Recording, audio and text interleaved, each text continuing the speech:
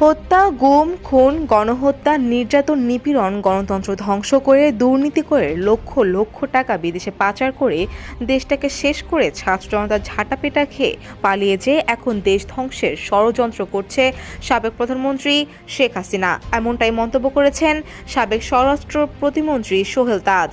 বৃহস্পতিবার সকালে ফেসবুকে দেয়া একটি পোস্টে এসব কথা লিখেছেন তাজউদ্দিন আহমেদের ছেলে। ফ্যাসিস্ট শেখ হাসিনাকে ইঙ্গিত করে সোহেল তাজ লিখেছেন, কত বড় নির্লজ্জ বেহায়া হলে দেশটাকে এক মুহূর্তের জন্য শান্তিতে থাকতে দিবে না।